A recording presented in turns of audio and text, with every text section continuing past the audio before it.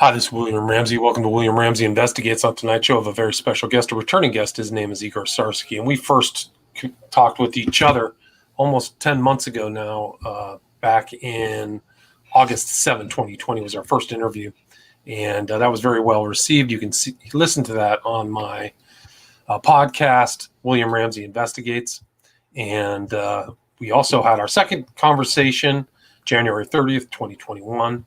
And that was also well received. And then I published my book in May. That title of that book is Global Death Cult, Order of Nine Angles, Adam Waffen and the Slaughter of the Innocents. And it goes through this kind of international connections between these groups and their history and their foundation. And we've just kind of continued researching. There's things that have happened really today that kind of add to this corpus of this, trying to understand this group, the Order of Nine Angles, and also kind of in the context of Smiley Face Killers. So we're going to talk about that. So Igor Sarsky, are you there? I am, Will. Thank you for having me. Awesome. Thanks for returning to the show. So people who haven't heard your first and second, maybe we can do like a brief recap of just the information that's there, and then kind of give updates. Like I've got new information. Even yesterday, there was a guy who was convicted in England. He was part of what's called the Sonnenkrieg division, and he was, kind of a neo-Nazi. He tried to deny all of his context. His name was Andrew Dimlock, so I had him in my book, Global Death Cult, which is available on my website, William Ramsey Investigates, and so there's definitely some kind of new information. So why don't you just talk about a little bit about, or do like a recap of maybe the first and second interviews we did, and then we can start off with this one. Sure. So, where we're at, so if no one has seen the first or the second video, we can kind of help them get along. From my perspective, the most important thing to catch up on, if you haven't seen the first two videos, is the concept of culling within the corpus of the ONA.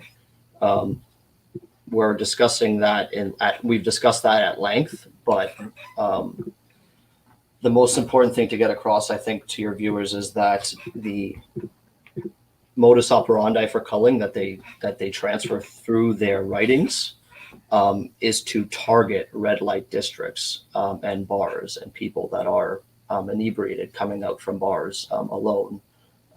Basically, the perfect prey. Right.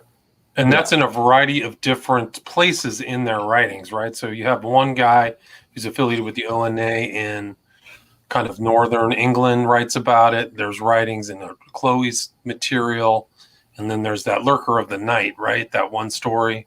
I can't remember where in their corpus that's found. So that's just three different places. Anton Long himself also discusses this, right? He discusses their prime victim typology as somebody coming out from a bar, somebody who's a lout drunk. That's right. So it's right. So it's multiple cases in different times and places through this group. So really fascinating. And yeah, so continue.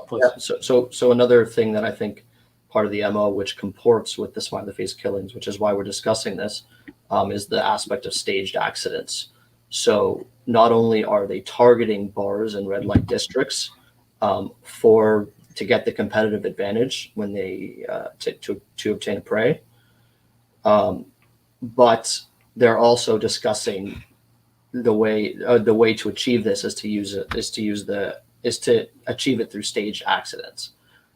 This concept, staged accidents, this actual term comes up numerous times, and is, I think, one of the most compelling reasons why you're sitting there thinking, well, if the ONA is real and there's people who believe in this stuff, has there been staged accidents in the past?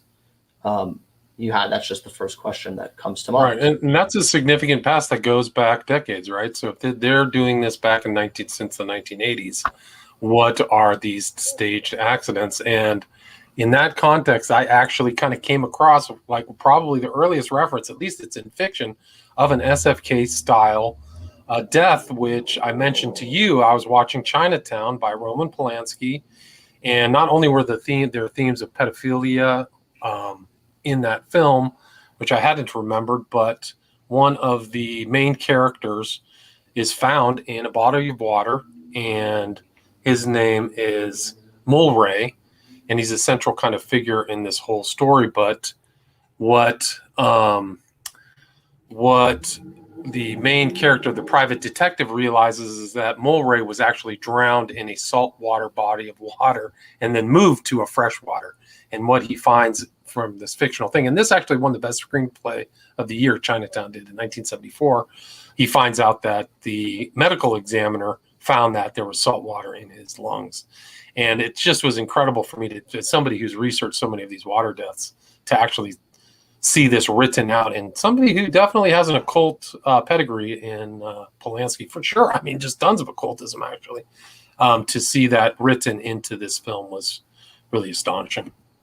Yeah, I think there was implications that he had connections to Manson and the Process Church. And his wife was in, Sharon Tate was in doing movies right before her death, and she is filmed and pictured with Alex Saunders, who is the English King of Witches. And she was in this other Eye of the Beholder or something like that, that she, they were all into the occult. They were running in occult circles, and that was kind of one of the cover-ups of the Manson deaths. So, but yeah, Chinatown was after that, but still really remarkable. Mm-hmm.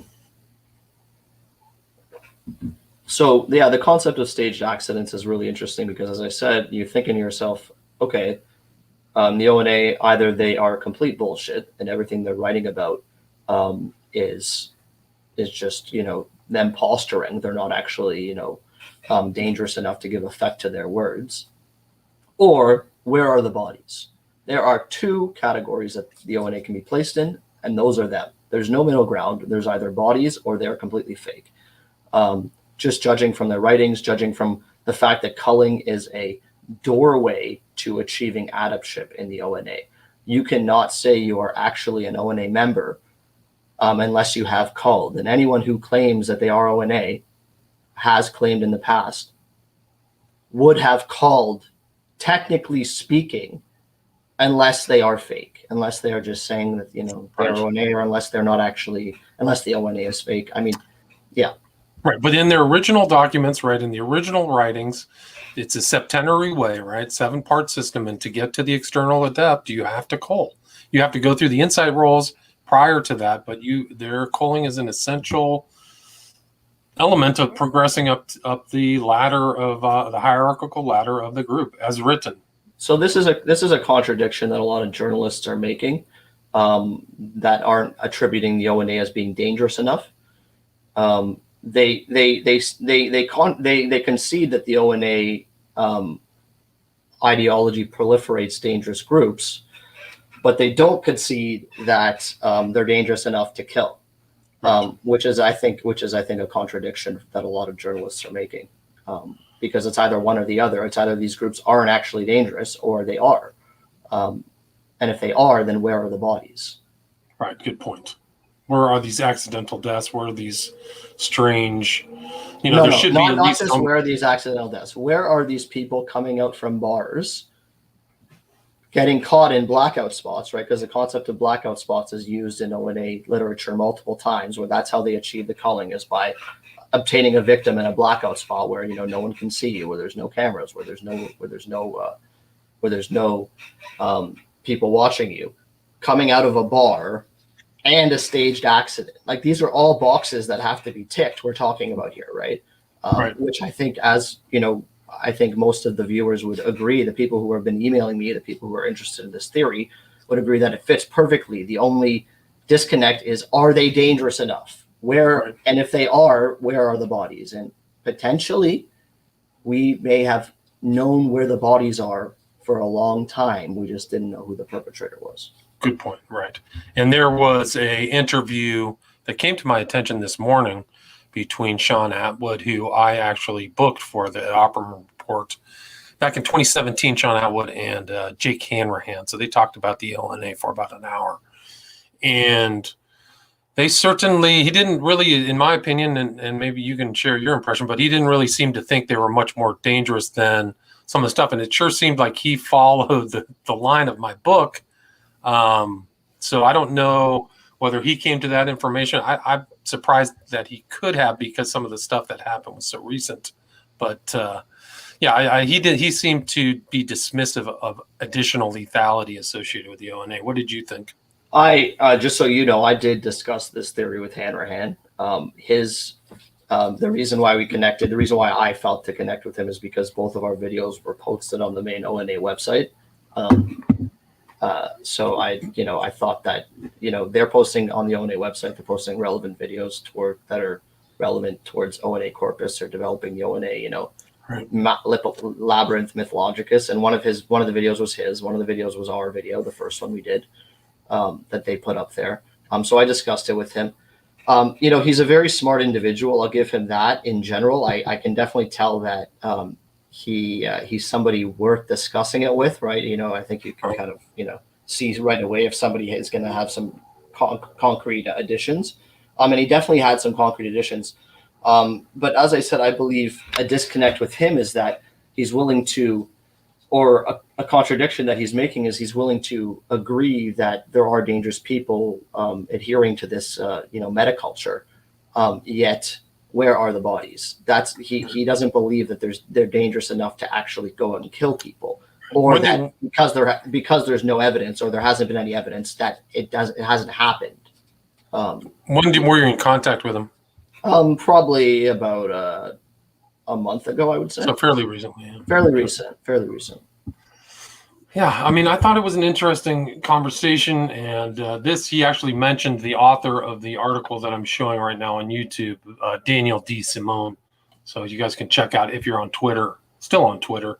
He's been posting about this Andrew Dymock, who I found out during this was in contact with somebody who I wrote about in my book, Global Death Cult, a guy by the name of Denton. So they were in contact together. He went by rape, and he was just sentenced in May to 42 months. So these guys are all kind of going. And this guy was at the Old Bailey in England. So he hasn't been, I think his sentencing is June 25th, but he got convicted of 13 different offenses. So he's looking at a long jail time. This is the problem I have, is that there's so many articles out there. Nobody is not conceding that dangerous people are adhering to this ideology, because there's so many articles, so many cases of dangerous people committing crimes out there. I mean, only recently there's been, I think, a handful of cases of ONA cases where somebody's been arrested. I mean, it's been really in the news recently, but it's out there. But people are seemingly blocking out the fact that, this whole culling aspect, them talking about targeting people coming out from bars and, creating staged accidents. Like, I don't hear anyone talking about that. They just hear people talking about them being, it proliferating dangerous ideologies like, Nazism and jihadism and all these, ideologies. They're dangerous. Okay, but where are the bodies then? Okay, but they're not dangerous enough to kill. Okay, but how do you know that? How can one person really claim that? I thought your book did a good job kind of bringing to light the degree to which this dangerous people are out there with this ideology in their mind. Yeah, I mean, you can see that the culling ideology is there, and it's dispersed, just like we talked about, or you talked about, how much of this ideology can be transferred all over the place. So, yeah, I mean, there's probably others unknown. There's probably others unknown who might be interested in this that some of these guys may know, but we don't know the totality of it. And I mean, that was really the culling element. If you go back through the letters of Stephen Brown, that's the distinguishing concept that distinguishes this group from the Temple of Set and the Church of Satan. So this is the point is, so all you need is one, right? All you need is one person who's dangerous enough who says, I want to be ONA. And then they go and they call someone, in the manner that, was described in all the literature, which is the way we're talking about. And I do believe that it's very unlikely that one person there hasn't been that one person yet. And I think it's more likely, that there's been more than one, and a lot more than one, judging by how many people are, how attractive this is to certain people. Well, I think that even Myatt said that even when he was publishing his manuscripts and sending them out through P.O. boxes, he had 150 different contacts with people. And this is pre-internet time. So even at that time, there was a significant amount of people who were curious about ONA doctrines and the group itself without really any advertising. So I thought that was fascinating. You have to kind of take anything. And think about, so we have 300 people. What was that, 30 years ago? Think about what's happened since then. We have the dawn of the internet. We have people like A.A. Moraine, and you have Cryptonimus and all these ONA paragons who are posting online and who are connecting with ONA members all over the world. Right. Not only are they posting online new things, but they're posting old things, right? They're posting esoteric knowledge, stuff that used to just be orally transmitted, Right. but now is all over the internet. So basically, Joe in Antarctica can go on his laptop and read all this stuff. Right. Whereas before, it would have never been accessible to anyone but Anton Long's inner circle, or anyone he would have shared it with, who they would have shared it with, and so on and so forth. No, that's a good point. And I mean, you can see some of this, all that. This is all evidentiary stuff, contacts and international contacts. I have a whole section on Nexians in my book that show that there are at least glimmers of these groups in multinational places, and how deep they roll or anything like that is really another open question. But even Hanrahan mentioned in that interview the Italian group and the Serbian group, so he knows, he's aware of that as well. Which is why I think this comports so perfectly with the Smiley Face Killer phenomenon. First of all, because obviously we have the proliferation of cases being in England and the U.S., which is where this ideology seemingly has proliferated in England and the U.S.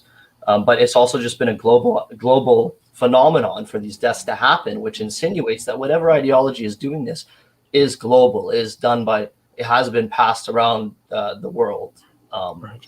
and is being used by multiple people around the world. Yeah, and that's the title of my second documentary on the SFK. The global slaughter continues, because there were so many cases in France coming out of a bar near water, and this western coastal French city, 2 guys are found in water coming out of a bar. I mean, it's just the same MO. It's incredible that it's multinational. So how is that happening? And then there's always been speculation from the beginning. Small cells of group. Even Jim Smith talked about it. Small cells working independently, teams and groups. So if you look at Jim Smith's conclusions, and you look at Doc Gilbertson's conclusions with Gannon, yeah. Their conclusions are actually right on top of the order of 9 angles. Like, it's actually scary. Both Jim's conclusions and Gannon's conclusions, if you read what they're actually saying, it's directly on this. But they just haven't, they didn't know what the ONA was. Correct. Their analysis ended up with these conclusions that I think, like you said, comport with this group's ideology when you really expose it and kind of take the time to read through what they're doing. So that's like then we're back to that original question: is, do these guys are there elements that are actually fulfilling these statements that are within the corpus? So Hanrahan made an interesting point that just because, we see a lot of ONA members, deep web ONA members, discussing this modus operandi of snatching people when they come out of bars because they're drunk. You can utilize blackout spots, so you find where there's no cameras, close to water, right? But in Hanrahan's case, I don't believe he sees it to the degree that we do, because I don't believe he's read the same writings. He was talking about staged accidents being, them potentially using car wrecks, which I thought was way off from what I've read. Yeah, my impression from him is that he knows that there's a large variety of writings from these groups, and there really are independent, and these little Nexians have their own booklets and books, whether it's the Temple of Them or A.A. Moraine's books or anything, but I don't think that Hanrahan's really read through them or analyzed them. Yeah, I mean, I do think he's actually putting in some good work, though, on the ONA. I think eventually he's going to realize the fact that they aren't just talking about staged accidents in a global sense. They're talking about specific staged accidents, specific victim typology, specific modus operandi. And I think a lot of researchers have missed that gap. Yeah, no, it's yeah. I mean, that's really the whole, and all of their stories take place at night, right? So they're constantly moving at night, and I think even he acknowledged that in the interview, that they're not your average goose-stepping Nazis. They operate in an occult manner. So, it's, yeah, exactly. Do you want to talk about one of those posts about that continues on your theme of these blackout spots? That one post that had, in one sentence, it distilled the possible MO. I mean, possible additional MO of some of these perpetrators. Sure. Yeah, we can discuss it. This was found on like a deep web O&A website. I don't know. Are you able to pop it up? Let me see if I can find it. Yeah. This was found on a deep web O&A website. Just a comment made from another O&A website. I guess it's a WordPress, so each person has their website and they can make comments on it. So let's just to preface where we're going with this. In the UK, in particular, there's been a lot of cases. Some have been dubbed pusher cases. Some are dubbed pusher cases because that's typically like the Smiley Face Killer name. Not every. I was in the Pusher documentary by Gary J was his name in Manchester, so you can see that online. Yeah, not every case is indicative of a push. Not just like not every case in the US has a smiley face on it, but it just got attached to those names. There's actually been a lot of these SFK phenomenon type cases in the UK, which is really weird because you have to ask yourself, you're like, okay, how have they been able to dodge the cameras, right? Because in the UK, it's known that there's CCTV everywhere. Everywhere, right? For you to be able to get a victim from a bar, you would likely be seen. I mean, how could you prevent yourself from not being seen? I personally was still struggling with that a little bit because there's so many cases in the UK. And all the cases have a similar hallmark in that there's no witnesses that see the victim entering the water. There's no CCTV footage of the victim entering the water. Like the person, if they're having an accident and they fall in the water accidentally, where's the witness? Where's the CCTV footage of them having the accident? Where's any physical evidence that they fell in the water, right? Like, physical evidence, which can prove within a shadow of a doubt that, they fell down this embankment, right? Because here's their hat, here's the physical evidence.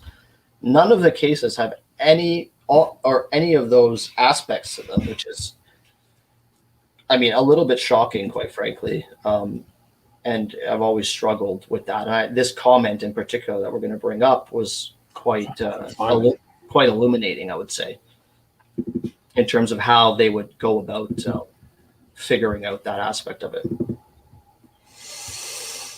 Yeah, well, can you describe it? I can't seem to find it. I know I have a screenshot of it somewhere, but I can't seem to really pop it up. Let's see, where is this? I think I can get a screenshot of it. Okay. Probably better that we do get it because this is a great comment. Okay, can you put it into the chat and then I'll pull it out? If you can put it into the chat of StreamYard. Sure. Put it up. I should have had it ready. No problem. Okay. Oops. Copy image. All right.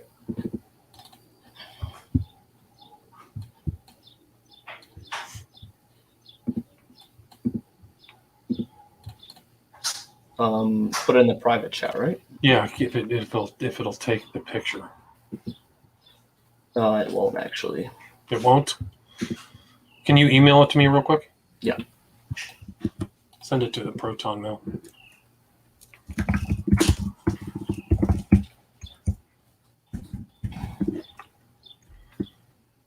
Okay, sent.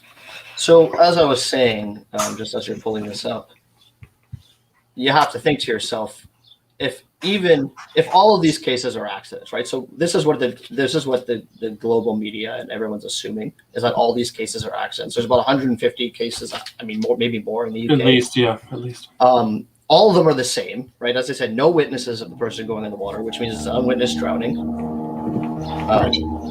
Very strange. No CCTV footage of a person going into the water, which is also very strange because you're thinking to yourself, hey, if these are accidental drowning, surely the accident will occur within the purview of CCTV footage at some point, within one case. No. Right, just one nighttime drowning, right? Just one. No, never. Not one case. Physical evidence, right? Physical evidence where they can say, we have obtained physical evidence to prove without a doubt that this person fell down this embankment, hit their head, on this, rock, because there's the blood, right? And then they drown in the water, right? One of those three hallmarks would insinuate that, hey, some of these are drownings. But when you have 150 cases, probability-wise, that are all the same, and in that regard, and you don't have any three of those hallmarks, you have to think to yourself that there has to be at least one homicide. And if there's at least one homicide in there, if a person has achieved at least one homicide, then right, the saying, right, if there's one, there's two. And if there's one, there's more, right? And then there's obviously going to be more. So where does that end? Where does the 1 to 2 to 3 end? Well, there's so many cases in there, global, worldwide, that if we can prove without a shadow of a doubt that there has to be at least one homicide there in the UK in those cases, because if mathematically it doesn't make sense for them to all be accidents, unwitnessed accidents, unwitnessed by CCTV and humans, and Right. no physical evidence. Right. Exactly. Yeah. So how do you do it? So one of the deep web websites, I'm reading this comment, and it stuck out to me.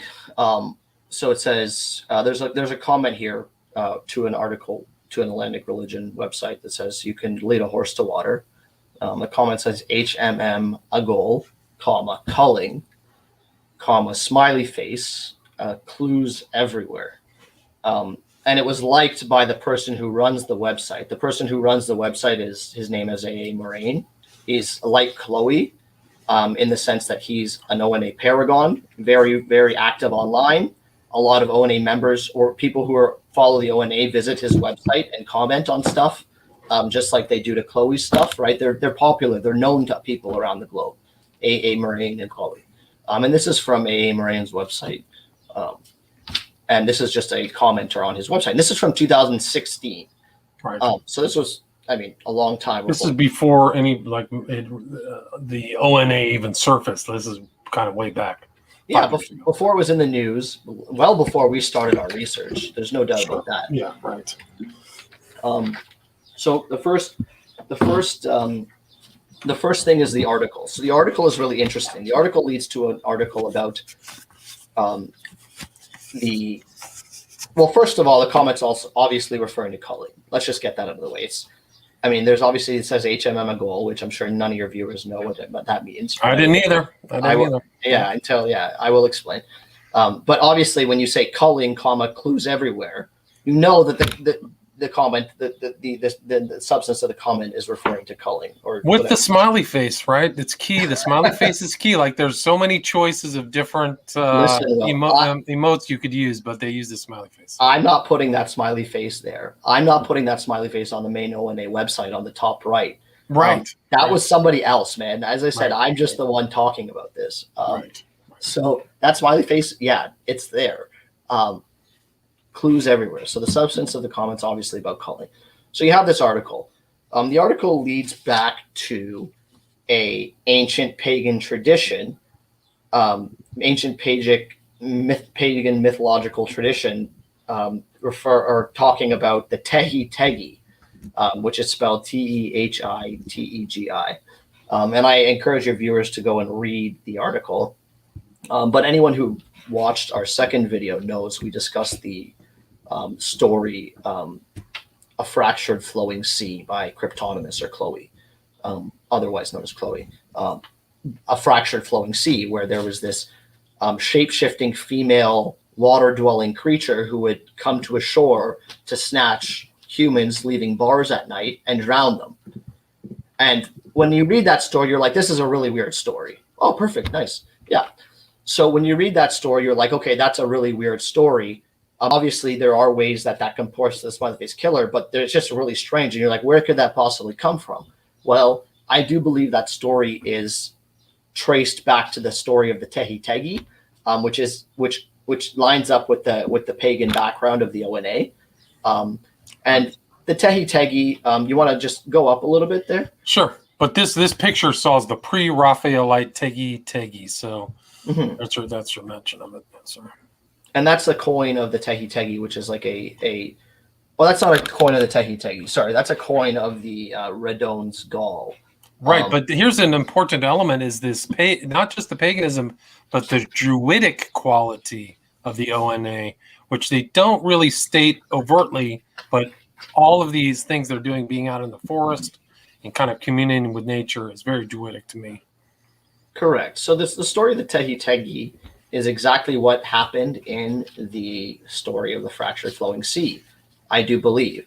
The Tehi Tegi is a story about an evil enchantress. So this is the Christian twist on it. So we don't know, as I said, how this story was pre-Christian, but the Christian twist on it was there's this enchantress, who's a Tehi Tegi, who who was gorgeous and basically entranced all the men on the island. And all the men on the island completely ignored all their duties in life just to follow this woman. Because she was so gorgeous, they wanted to marry her, so they followed her everywhere. And then the entire island was at a standstill because nobody was tending their crops, nobody was doing anything, right?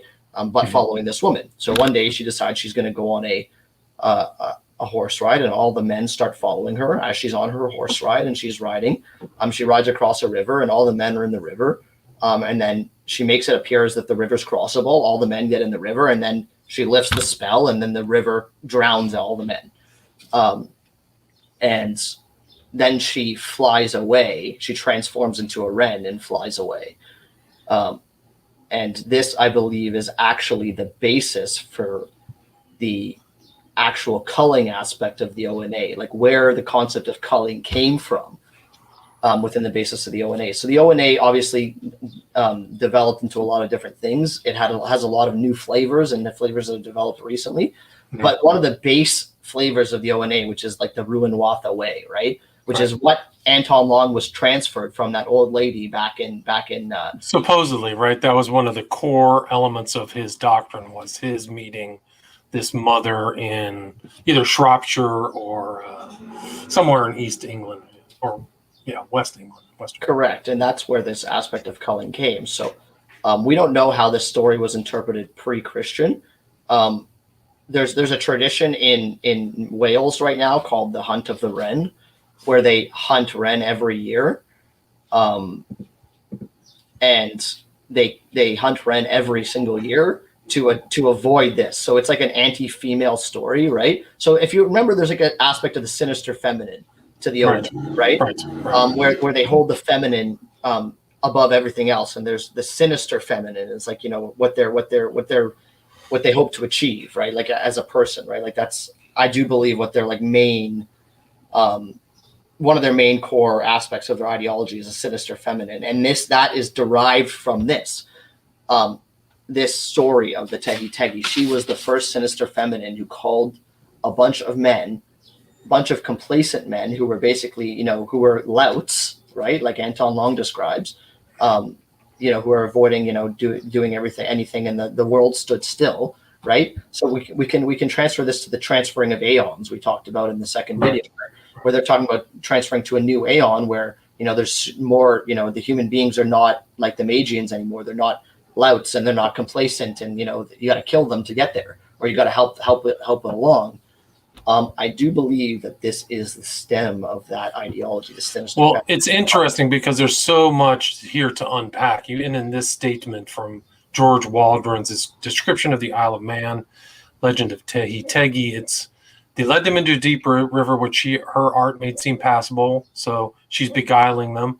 When they all come to a good way in it, she caused a sudden wind to rise, which driving the waters in such abundance to one place, swallowed up the poor lovers. So there's the lover aspect, number of 600 in their tumultuous waves, after which the sorceress was seen by some persons who stood on the shore to convert herself. And that is the kind of symbol that pervades a lot of ONA stuff, which is the Noctulian. Tullius is the bat that flies at night, right? And so you will see this symbol of the bat. That's a great connection, actually, Will. I never thought of that. So you'll see the A.A. Moraine, I think, uses a bat on one of the covers of his books, and there's actually a really incredible picture of Adam Waffen members holding a picture of that ONA bat. So it's just another element that they understand some of the symbolic representations that the ONA uses. So let's just take a step back. So we're talking about, this was the article posted by the commenter on AA Moraine's website in relation to culling. Right. Which connects, which we understand. So this is where the concept of culling came from. Do you want to pull up the comment again? Yeah, I'm pulling it back. Yeah. Yep. So then let's unpack the rest of it. So we have that comment, which basically shows the root of the culling culture of the ONA. Goes all the way back to deep pagan mythological culture. And then we have the comment HMM a goal. So we know what everything else means on this comment. We know what the article relates to. We know culling, obviously, what that is in the corpus of the ONA. We've discussed that extensively. Right. We have a smiley face, which we know relates to nihilism within the corpus of the ONA. So anybody who, I mean, obviously we know that not in the ONA, it means it has a nihilist perspective. So you've covered that, the smiley face. Right, I've covered tons of it. I mean, it covers nihilism through really occult culture, not just the ONA, but it is kind of, there's definitely ONA uses it for sure. Yep. And so that being there next to culling comports. So we have a comment from Sarah. She was saying that she found the embedded smiley face. It was on every page. Correct. So what website was that on? That website, that smiley face she's talking about was on the Ruin Watha website, the main Ruin Watha website, the same culture that's related to the Tehi Tegi, the same culture that's related to culling. And nihilism and culling can be comported. We talked about that in our last video, how I do believe that there's some aspect of the nihilistic part to these killings, like, that nothing matters. Right. Or something along those lines. I'm trying to pull that up, trying to pull that website up. But it just all connects, right? So you see the smiley face on the Ruin Watha website, and you also see it here. It really makes you wonder, because we're connecting the aspect of culling, right? The culling within the ONA comports directly to the Smiley Face Killer cases. I'm not saying that it actually is ONA members committing it. I'm just saying that the writing connects. I have nothing else to give beyond that because I'm not reading police reports. I don't have case reports in front of me. I can't make direct connections. How can I make direct connections sitting here on my computer? Beyond the connections that I've made, which is, that you have a very dangerous group talking about killing people in this manner, in this exact manner. And the only reason why people haven't gotten to this point in the past is because they don't believe they're dangerous enough Right. to actually give effect to their words. Yeah. Let me see if I can pull this up. For some reason, my browser doesn't show that. I'm trying to get the room with the article up. Let's see. So let's get to the final point. As you're pulling it up, I'll discuss HMM goal. So you have to think to yourself, okay, that's a really weird saying. Obviously, it doesn't mean anything as it is. But actually, when you do some very basic research, you realize that it can only mean one thing. There we go. And you can kind of see it in the screen. It's very in the upper right. If you press Control right, just zoom in. Control right. I don't know. You're on a Mac, so it's different. I know I'm on a Mac. Let me see. Zoom in. This has been here for 4 years-ish, 4 to 5 years. It's been on this website. I went back on the Wayback Machine to see, because I wondered to myself if it was put there after my first video, because I actually did our first video without seeing this smiley face. I didn't know about it when I did our first video. And then I saw it after our first video, and I thought to myself, there's a chance that they maybe put it there as a joke or something. But it's there. I mean it's been there for a long time. Been there for quite a long time. I think since 2016, I confirmed, which means that it definitely wasn't put there after our video as a joke, kind of by them to kind of just, there it is right there. That's a better view. And also this smiley face comment also happened in 2016, right? So it's also Right. has nothing to do with our videos. We're discussing this well after the fact of these things being posted. Right. Yeah. Let me see if I can post that link there. There it is. Okay. All right. So we're back. Back So to the original pose. And yeah, HMM AGOL. yeah. So as I said, at first take it looks a little weird, and you're wondering to yourself, okay, what could that possibly mean? But when you do very basic research, you're shocked to realize that it can only mean one thing. Those two phrases connected to each other. So first of all, let's take a goal. So if you just type the word a goal into YouTube or into Google, there's only one thing that comes up, which is ArcGIS, ARCGIS. And a goal is a very, very common short form for ArcGIS Online. ArcGIS is the most popular GIS currently, which stands for Geographic Information System. Yep, there it is. So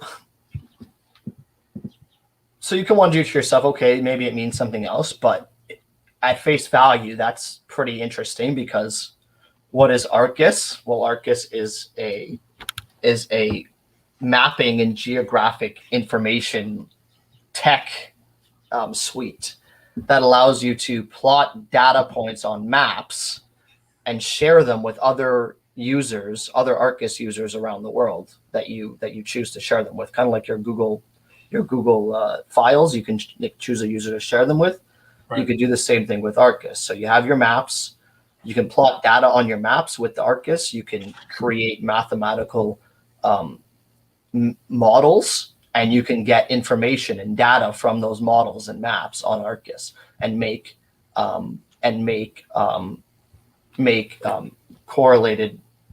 get answers to questions. So, well, an example of this would be Uber. So Uber uses this type of software for their drivers to show their drivers where the best route would be for them to take. And it takes, so they would have all the data points on the map, including, busy areas, construction, certain things that would alter the routes that should be taken.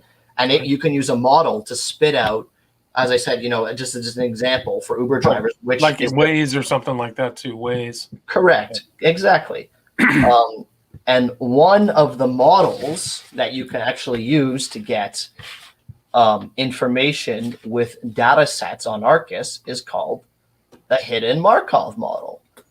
And I didn't find this first. I didn't find this connection first. I just Googled HMM, and I Googled HMM, and I Googled down a little bit. And the second option was hidden Markov model. And then I went into that, and I realized that has direct connections to ArcGIS in the sense that the hidden Markov model is one model that you can put data in from your ArcGIS maps. So you have your data set points. You can put it into this mathematical. The hidden Markov model is basically a probability matrix where you put data sets in, and it spits you out the probability of something. And yeah, there you go. And so I was reading about the hidden Markov model, not knowing that it had any connection to ArcGIS. I just knew that a goal had likely meant ArcGIS, and that HMM led me to hidden Markov model. And as I started researching, I realized that this is where it gets interesting. There's a huge body of research putting the hidden Markov model on top of ArcGIS data to comport short-term travel patterns. Wow. So with certain data points on an ArcGIS map, you can comport short-term travel patterns of individuals using the hidden Markov model. And I really do. Yeah, I have no problem with you guys going and researching that yourself. I could send you some articles, but it'll be pretty easy for you guys to go yourself and start searching short-term travel patterns, hidden Markov models, ArcGIS, and you're going to find a lot of stuff really quickly. Super interesting stuff. And what's also really interesting is that one of the plots of data. So we're thinking to ourselves, this comes all the way back. So let's just take a step back here. So we have a goal, meaning ArcGIS, and HMM, meaning the hidden Markov model. I don't believe that there's any other explanation for those two terms being together, because those two terms connect directly within this fashion. I believe that it's the only explanation that could possibly be there for those two terms. Is that they're looking at that and implementing this mathematical model to determine the proper spot in kind of mapped out environment, right? So they're checking the maps, and it shows if somebody is checking out the maps, it gives them an idea of what the ideal place to be is for their particular crime, right? So let's think about this. So what is the so not only what the model will give you is the likely route of certain individuals. What it doesn't give you is the blackout spots. So in the UK, there's so many damn cases. Even if they know the likely route of individuals leaving bars, and they can map them out as they go. So as a person turns right, they know that there's a which percentage chance they have of going down the next street left or right based upon their previous route, right? Right. But what that still doesn't give you is the cameras. So you're thinking to yourself, okay, if I know their proper route, I have to know the location of all the cameras, and then once I have those two data sets, I can figure out which common routes have the largest blackout spots. And what I realized is that in the UK, there are public data sets on Arcus of all CCTV cameras, every single one of them. So you can go to Arcus right now and go find, I will send you a link just for York, because we're going to be using York as an example today, just for our stream. But you can find any UK place, and you will find all the data sets for their cameras. And I will send that to you. I don't think I sent that to you already, did I? I think you might have. We've talked about it in the past. Yeah, I'm going to send it to you. You can pull it up so the viewers can see. But when you're talking, it reminds me of this one case, Wilkins in Bath, where Dymock actually was sentenced from. But this is an interesting article from 2017. And I've covered a number of these cases in my first documentary, Lewis Ball, not Burgess, not Cadman, but I covered, I think, Feast. I mean, there's a lot more cases here that I haven't seen that ended up in water. Trung Vu, I don't even know where that is. But Deacon Wilkins was at a bar, and then he walked right beyond. I covered. Well, Deacon Wilkins was one. This is an interesting one I covered in my documentary, but he said it's always remain a mystery, right? But I've covered him, and they had him on CCTV, and right after he left CCTV, like, he disappeared. This is what's so crazy, is that when you start researching UK cases, you realize that the culprits know exactly where the CCTV is, know exactly where the blackout spots are, and know exactly where the optimal routes are that people are coming from when they're leaving bars. So I'm going to go to the washroom for a second. You guys can take a look at this. No problem. I'm going to talk about Deacon Wilkins because this is an interesting case, because he was found in a kind of he was found in a waterway past where he had walked. So he disappeared down some walkway, and I covered it really in detail in my first documentary. But then he disappeared, and then somehow he was found in a pond past where he was seen walking, which is really strange. And sometimes in some of these articles about Wilkins, they will show the CCTV video of him. But this is a kind of a classic SFK type of case. But Bath has tons of these types of cases, unfortunately. Bristol, Bath, kind of in the same area. I don't know how far apart they are on the map. I think less than 30 miles, if I remember correctly. Yeah, I'm back now. Okay. So I mean, look at how detailed this is. You can literally come in, out. Zoom all the way in for me, just so we can go. So this is what's so great about this, is you can take any UK case just for fun. If you're bored at night, go take any UK case, because there's a lot of them. There's like 150, 200 cases all over the UK, which are exactly alike in the Smiley Face Killer modus operandi. Person missing from bar late at night, who's separated from their friends, found in water, within 2 weeks to a month to a couple months. It depends. And you can actually, for fun, see where they went missing as per the cameras that are available, right? So if you zoom in, you see As it gets residential, there's a lot less cameras. As it gets, you see there's a certain area there where there's a huge cluster of cameras. I think that's because that's a memorial site, right? There's like a memorial site there. Mhm. So Right here. so think about this. So when we're thinking about this, we're thinking about ArcGIS, right? Because this is ArcGIS, a goal. If, as I said, type in a goal on Google, you'll get ArcGIS. That's what a goal stands for, is ArcGIS Online. It's the only thing it stands for, as far as I'm concerned, that could possibly relate to culling and red light districts and blackout spots, right? The concept of blackout spot, that's not my words. That's Cryptonymous's words, right? The Right. ONA outer representative. That's how this plays in. So you have the data sets of all the cameras. This is just for York, so you can get different areas. Right. We're just kind of using it as an example. So if I'm in York, think about what you can do with this type of data as a criminal. It's kind of scary a little bit. You know where to avoid. You know where there won't be a record of you. You know where there will be a record of you. There's a lot of information here that could definitely influence somebody to keep them off the radar. Correct. So let's take this a step further. So the reason why we're showing your viewers York is because that is where A.A. Moraine is from. So he is known as the Yorkshire Ruinwatha. That's what he calls himself. I guess that's a play on the Yorkshire Ripper. I don't know though. I think he had some kind of he was an aficionado of the Brady murders, or the Moors murders, right? Which I think the Moors were somewhere close to York, if I remember. Let me see if I can find it. Yeah. So we have his website where this comment comes in from the website Temple Wilderness, which, I mean, I don't know if you want to post that Temple Wilderness website as well. I think I would, actually, if I were you. Okay, let me get it. Because that is extremely scary. That's the website of the person who made this post. And the post was liked by A.A. Moraine, or the Yorkshire Ruinwatha. And he's from York, right? So he's from York, and they're talking about this modus operandi in his writings, in Moraine's writings. He talks about getting culling victims from bars because they're drunk and it's easy to get them, right? He fully talks about that. Right.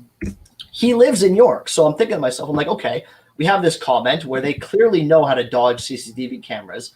They're talking about using probability-wise, right, to get likely routes of individuals and comport that against the blackout spots to see which routes have the best blackout spots, which routes have the largest amounts of blackout spots, where it would be optimal to get a victim, because that's a common route, but it also has lots of blackout spots. And that's where he lives. So I'm thinking to myself, okay, I wonder if there's any odd cases in York, which is when I found, I mean, quite frankly, maybe one of the most interesting clusters of cases. I don't know though, because I haven't researched all of the UK cases. I mean, I'm only one man. Every case I research is the same. No unwitnessed drowning. Nobody sees them go into water. No CCTV footage of them going into water. I mean, where's the one case where the accident happens on camera, right? I mean, give me a break here. And then no physical evidence. I research a lot of them, but this cluster was particularly interesting to me because it happened in the space and time that Moraine is operating in, and obviously his Temple Wilderness friend. So this is the Temple Wilderness website. All right, so you see the theme of the black hooded guys in the forest, and this kind of moving nighttime theme of these trees is this kind of a rural iconography or artistry depictions is very common in the ONA. And read the tabs at the top, right? So you have Azoth, Lapis Philosophicus, On Magian Law, right? So I think you're going to realize some of these. And then you have Sonac OS, which is another Sonancree, right? Which is another type of ONA. So this is a clearly ONA website. This is the guy making the comment about the HMM goal and the clues to culling, right? So he's talking about the fact that this is the clue to culling, the fact that they have access to the blackout spots, and they're using through technology, right, through software, to develop patterns to basically figure out the optimal way to abduct a person, which is crazy to say. I mean, it's hard to wrap your brain around. I mean, even to begin to wrap your brain around, but it's happening, in my opinion. or at least it's being talked about. It's being talked about. Yeah, I mean, here's this Sonac OS is really kind of a distillation of ONA type stuff. The aims of this practical OS is to reprogram human beings to be sinister and thus fulfill their galactic potential, enable human beings to form sinister networks, tribes, Nexians, so on, and replace the current closed proprietary official government-approved Magian OS, which most human beings currently use, which cripples their capacity for rational thought, their ability to be free human beings, and disables their personal honor, is the only law subroutine, which is the foundation of their humanity. So you really see this, us against them. We're the new man. You're the old man. You're the Homo Curiati. We're the Homo Galacticus. So let's talk about this. So I told you I researched York because I'm thinking to myself, you have AA Moraine there. I don't know if we mentioned this to your viewers before, but AA Moraine and Cryptonimus and Chloe are in direct contact with each other and have been, commenting on each other's posts, liking each other's posts. Which means to me that you would likely have Moraine trying to appease Chloe or trying to, make her think that he is actually ONA.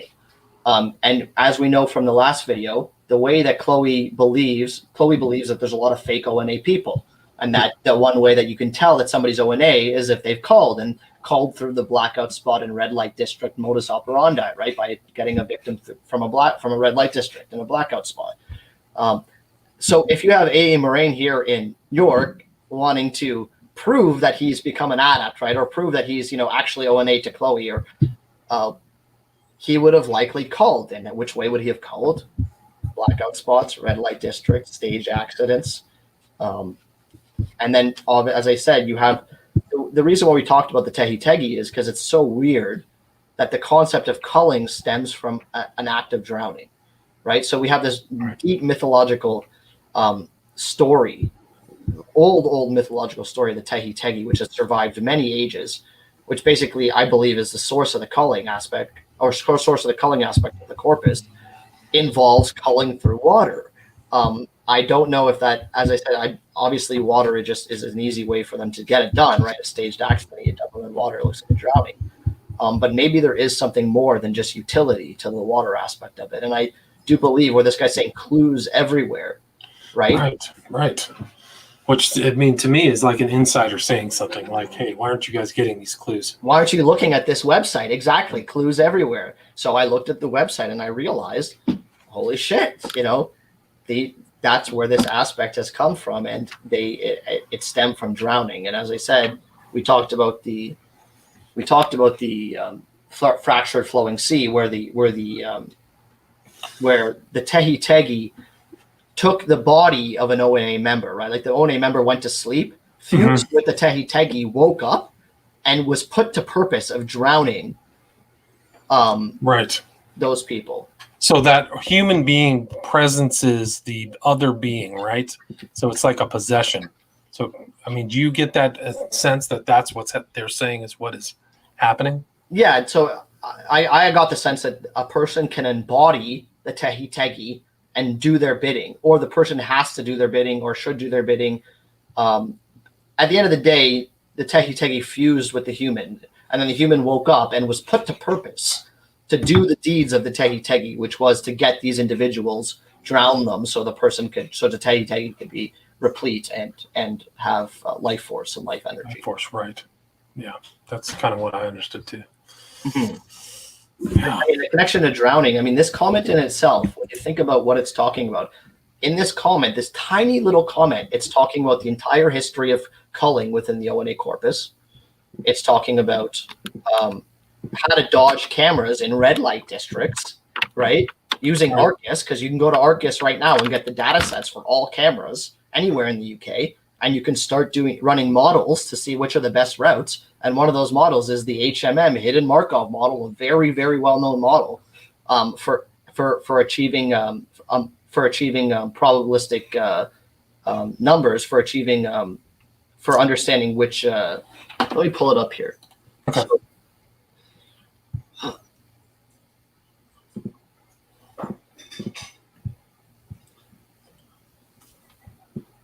Yeah, so I really love the Hidden Markov model. It actually is really deep once you start researching it. there's so many ways where it could comport to these killings, in the sense that once you know either common routes or you know the routes, right? So I do believe that you can, with this model, predict where a person will turn, likely, right? Like judging by the turns they've made in the last 2 or 3 turns, you can judge where they're going pretty good with this model. And I believe with that model on top of the camera data, you could find something. But at the end of the day, I don't believe that. I believe that in general, if you found common paths, right? So let's say you took a bar and you drew common paths, one to the bus station, right? One to the train station, one to the bridge that leads across to the other side of town, right? You could have probabilistic factors of when the person changes a direction, where they're going, likely. And if you know, as I said through Arcus, where the blackout spots are, and you know a person's heading into a blackout spot, yeah, I mean, you have a pretty good idea. Right, but if that's being distributed orally, or that knowledge to inner members, and it's distributed around the world, it makes a lot of sense as why nobody's being caught or being recorded on CCTV camera or anything like that. I mean, assuming that authorities would even be looking, right? Mm-hmm. Well, they're not. They're obviously. I mean, the word staged accident. I mean, it's there for a reason. They're trying not to get caught. I mean, it's as simple as that. And this is a really key way for that, I would say. Right. I mean, yeah, it's incredible. I mean, the one guy who got caught was von Nudegem, right? So his choice was not as efficient as some of these other people. It seems like that guy in Canada, guy in Toronto. Yeah, there are. He said, Crisis King says there are a lot of cameras, but not everywhere. Which I think is the whole point, is that if you can figure out where the common routes are and where the blackout spots are, you can start extrapolating that data to get probabilistic factors of where the best spots are. Let's talk about this for a second. So on our first video, we had a comment from somebody who created their YouTube channel just to make that comment. And the name of the comment was Ghost Optic, or the name of the person was called Ghost Optics. Right. They made a comment about culling, that culling being a necessary aspect of life. And it's clear that this person was an ONA person. They decided to throw that in there, right? Right. Let's see. I actually have that one marked, so I can pull that up. Let's pull that. That would be great. Yeah.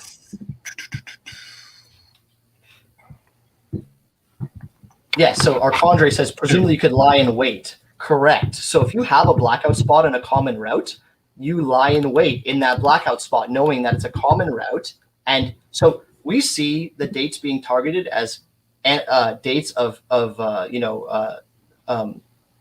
we see, Christmas, New Year's, St. Patrick's Day,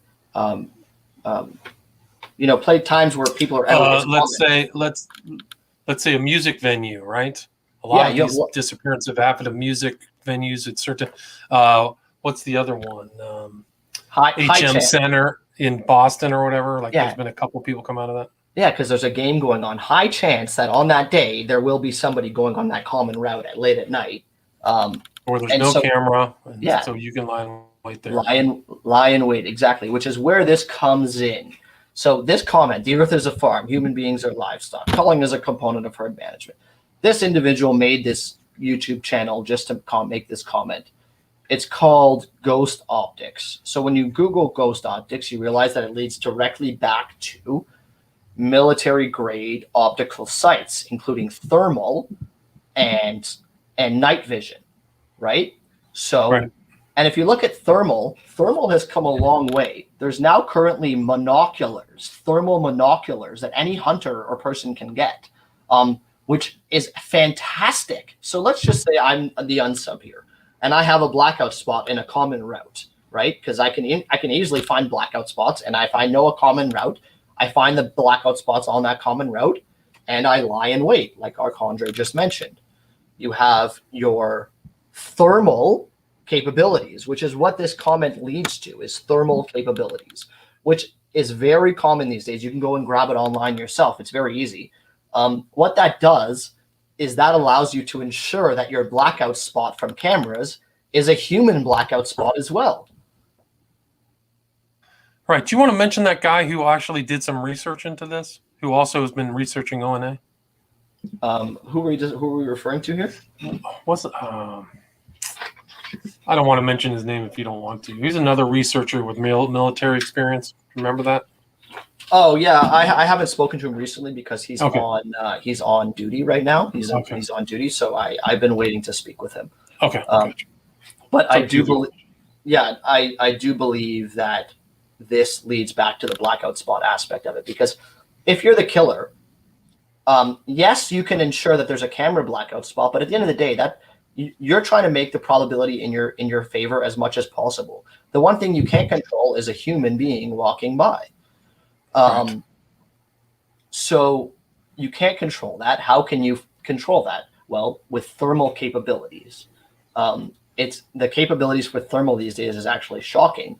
If you were to find a blackout spot and lie in wait, you can monitor that blackout spot with thermal and have a complete knowledge that there are no human beings around, and there are no cameras around.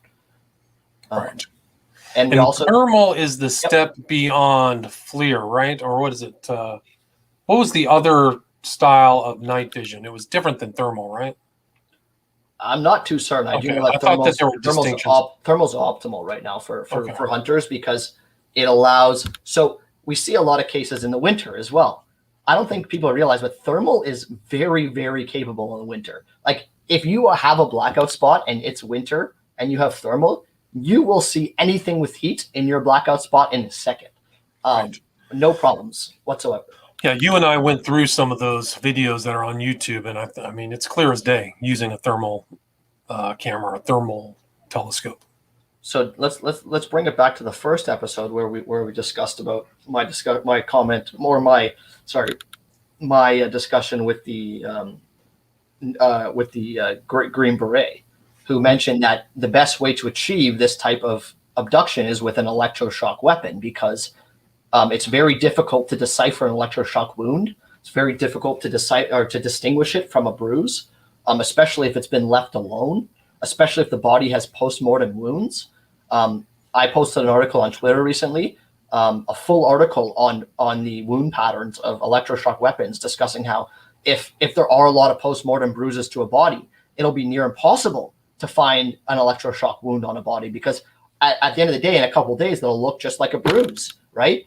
And if the bruise is not on the face, right? If it's let's say on the side of the body or something, right? It's not going to look like a debilitating bruise either. It's just going to look like a post-mortem wound.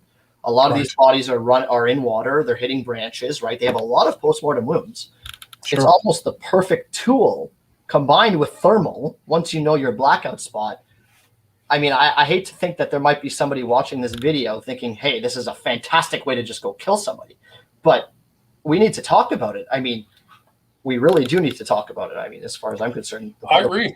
No, I agree. I mean, it's pretty scary what people can do. And there's been, other stories. What is it? Silence of the Lambs. The guy had thermal camera, if you remember. He was like a serial killer, Buffalo Bill. So, there's been this association with these thermal vision, I should say, night vision. No, I think he just had night vision camera. I can't remember. But he definitely had something where you could see at night. But if these people are really willful and want to do it, I mean, they're trying to get into the ONA or trying to move up the grades or whatever, it's possible. Think about how much of a god this would make you, knowing where blackout spots are, having thermal capabilities in the winter, right, where there's already inherently very little people outside, right? So if you target, let's say, New Year's in a very cold area, the only people walking at 2 a.m., 3 a.m. is going to be people coming home from nightlife. Nobody's outside at that time because it's goddamn freezing. Whereas in the summer, you're more likely to get your riffraff, people who aren't necessarily at a bar, but, are out walking or, chatting or whatever. So they are targeting the winter for a reason, because it helps with this blackout spot theory. Their entire modus operandi is built around ensuring that there is an actual blackout spot, ensuring that there's no cameras, ensuring that there's no human capabilities. Ghost optics directly leads back to thermal capabilities. This guy was trying to give me a tip, I think, as far as I'm concerned. Why else would he make this YouTube channel and name it that and then make that comment without, trying to be sly about it, if you know what I mean. Right. So we got a question from Crisis King 777, and he's asking if you've read everything on the website with the smiley face. Yeah, I have, and that website is based on the Ruanwatha tradition, which, as I said, was the original tradition passed down to Anton Long or David Myatt from that woman in Shropshire all those years back, what spawned all the new flavors of the O&A, all the contemporary flavors. It's a very interesting website, but what I do believe is interesting about that is how the Ruanwatha tradition leads directly back to culling. And we see that smiley face on the Ruanwatha website, which, as I said, comes full circle to the fact that maybe this is the base tradition where the culling has been sourced from, and which potentially is why people were tagging smiley faces at these murders, because they wanted to esoterically hint or wink to other people who knew that this was a culling. Right. So there are two websites that you found with the smiley face. One is Labyrinthos Mythologicus, and then the other is Ruanwitha. So Ruanwitha at WordPress.com and Lapis Philosophicus at WordPress.com. But let's see. This guy is saying EA Coetting. Yeah, I actually talked with EA Coetting like in 2010, and somebody actually he was a stealth invite. And I had some conflict. I don't even know where that interview is, but it was on Truth Frequency Radio, but not a lot of truth in that frequency as far as I'm concerned. Let's see. I overheard a young military fellow bragging on his plane about tactical urban avoid and evade training. Disturbing prospective application. So let me say something on this. That's a good comment, Slick Dissident, and it's actually a supporting point to my theory, because the O&A markedly invades these paramilitary groups, right? Inside roles, right? So if we're looking at this, the characteristics of this modus operandi, right? To research your area before you get there, have full knowledge of your tactical ground before you get there, have tools, right? Tools, your thermal and your electro, to ensure that your operation runs smoothly. What does that sound to you like? Does that sound to you like whoever the perpetrator is might potentially have military training at some point in their life, or paramilitary training?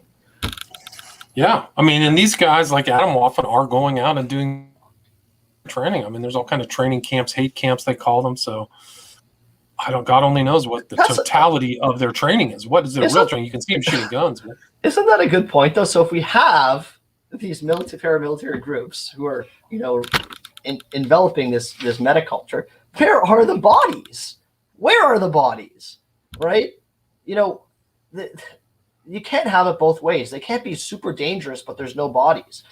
And that's, as I said, talking about Hanrahan earlier, I do believe that it's either one way or the other. Either they aren't dangerous and there's this metaculture is a complete sham, or there are bodies and we just haven't figured it out. Which would be remarkable, because somebody has put in thousands of hours to create the ONA corpus. I mean, somebody has done tons of work and put in tons of resources. So for them to put in that resource and then say, "Oh yeah, by the way, we're all really just doing tea parties at night," is a stretch. The problem with that is that this is global. Anybody can read this stuff. So regardless of whether the original person who created the corpus, whether or not are Chloe 352 or Cryptonimus or A.A. Moraine is serious, is completely irrelevant. Chloe could be a complete sham. A.A. Moraine could be a complete sham. What isn't a complete sham is the word on a page, and the words on the page, and the fact that people are reading this, and all it takes is one, right? One person. That's all it takes. And I do believe, because it's been around for so long, for 40 years, and if you look online, as I said, it's proliferated so many new flavors, so many all over the world, so many different aspects of the ONA now. Where are the bodies? Right. I mean, that's a great question.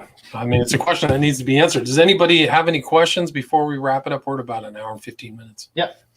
Do you have anything you'd like to add? Anything that you want to lead people to? Social media, contact information? Yeah, I mean, I think the knowledge that all CCTV cameras in the UK are public, I think has really been interesting to a lot of people. A lot of people have found that interesting, the fact that these data sets are available on Google or Arcus online. I mean, to me, that is extremely interesting because as a criminal, you operate around that. That would be your base your base data set of operation. Who knows how many criminals have used this information in the past? It's kind of scary to think about it a little bit. I think the recent cases, I mean, I have only a few recent ones. There was the one in Sacramento, I think before the COVID, whose name I can't remember right now, but really COVID shut everything down. But there's been one that Guy Hughes in Pittsburgh was found in water. And that was in the same area that Dakota James and Jimmy Slack. So there was another kind of young man discovered in water. So there's a few here and there. There's been a lot in Portland. But, yeah. So here's an additional comment. Igor Slick Dissident. He said his superiors were driving unmarked SUVs and trying to catch them with photos. Interesting. Yeah, so my book is out, guys. If people want to read all of my research, and I've got the audio, I've got all the stuff Igor and I have talked about in my book, so you can read that. And I've covered a lot of different cases, a lot of Adamhoffen cases. And he says Michael Aquino. I mean, there is a rabbit hole here. The O&A is connected to tangentially connected to everything, just in the way it is. But there are Michael Aquino rabbit holes in relation to the O&A. Yeah. Well, what is it? Molt was another main figure, and he was friends with David Tibet, who's friends with Peter Christopherson. So it's not a stretch to think that there's an occult underground. These guys know of each other. So and then it goes to Genesis Peorage and all that stuff. Yeah, I'll end with this. So for the viewers, I have always wanted to just move on with my life. The second I did the first video, I was never thinking I was just going to spend more time on this. The problem I have is that everything comports, everything connects. I've gotten to the point where the entire modus operandi connects. The entire victim typology connects, right? The motive for why they wanted to do it connects. Obviously, as I said, it comes down to a disconnect of, are these people capable? Is there any hard proof that, there has been a culling in the past? And the answer is no. There has been no prima facie evidence where you could take it to a person and say, this is, obviously what's happening. But I do believe that we are kind of starting something here because, as I said, they're either completely bullshit or where are the bodies? But for them to say where they're all completely bullshit, there's just so many O&A members, so many O&A flavors. It's proliferated all over the globe. Everybody would have to be bullshit. Everybody. And I just don't see that being possible. Yeah, that's a good point. So what's your contact information? Don't you have a Gmail account? Yeah, I do. My Gmail is y.sarsky@gmail.com. Gotcha. So if people want to reach out, and then if people are interested in reading my book on the subject, it's at williamramseyinvestigates.com, and it's available on Amazon right now globally. So again, Igor Sarsky, the third time around, there's still just tons of information coming forward. So I appreciate your time. Your book did a great job bringing to light the actual danger. Because I'm bringing to light the words on the page. You're bringing to light actual real life effects of this metaculture and ideology, and I believe that that's super important towards proving or towards showing guys like Hammerhand that in reality people are capable of doing crimes who are following the O&A. Super capable. All right. Thanks a lot, man. I appreciate it. You have a great rest of your weekend. Take it easy. All right, take care. Bye-bye.